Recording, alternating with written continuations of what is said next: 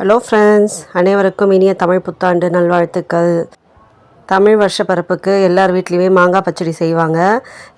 எங்கள் வீட்டில் செஞ்ச மாங்காய் பச்சடி தான் இப்போ உங்களுக்கு காமிக்க போகிறேன். முதல்ல மாங்காவை தோல் சீவிட்டு இந்த மாதிரி பீஸாக நறுக்கி எடுத்துக்கோங்க. நறுக்கி எடுத்துகிட்டு அதை ஒரு குக்கரில் ஒரு 6லேருந்து 7 விசில் வரைக்கும் வேக விட்டுக்கோங்க. உங்களுக்கு இந்த அளவுக்கு நல்லா மையாக வேக வேண்டாம் அப்படின்னா நீங்கள் ஒரு 3 விசில் 4 விசில் கூட விட்டு எடுத்துக்கலாம்.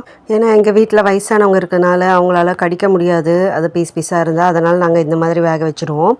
இப்போ அதுக்கேற்ற அளவுக்கு நம்ம வெல்லம் போட்டுக்கலாம்.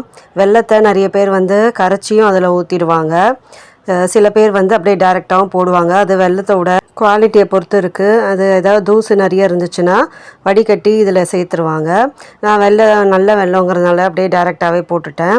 இப்போது இந்த மாங்காய் பச்சடி ரெடி ஆகிடுச்சு பாருங்கள். நல்லா வெல்லத்தை கொஞ்சம் கரைய விடணும். கரைய விட்டிங்கன்னா இந்த மாதிரி மாங்காவோட சேர்ந்து வந்துடும். இப்போ மாங்காய் பச்சடிக்கு தாளிப்பு கொடுக்கணும். கடுகு, உளுத்தம்பருப்பு, காஞ்ச மிளகா அதை வறுத்து கொட்டிடணும். அதுக்கப்புறம் பார்த்திங்கன்னா வருஷப்பருப்புக்கு மெயினாக வேப்பம்பூ கலெக்ட் பண்ணி வச்சு அதை வறுத்து இதில் சேர்ப்பாங்க. ஏன்னா இந்த பச்சடி அறுசுவை கொண்டது. புளிப்பு, இனிப்பு, கசப்பு, கார்ப்பு, துவர்ப்பு, உவர்ப்புன்னு அறுசுவைகள் கொண்ட பச்சடி இது. இந்த மாதிரி நம்ம வாழ்க்கையில் எல்லா சுவையும் இருக்கணும்னு தான் இந்த மாதிரி பண்ணுவாங்க. ஓகே ஃப்ரெண்ட்ஸ், இந்த வீடியோ பிடிச்சிருந்தா லைக் பண்ணி சப்ஸ்கிரைப் பண்ணிக்கோங்க. பாய்.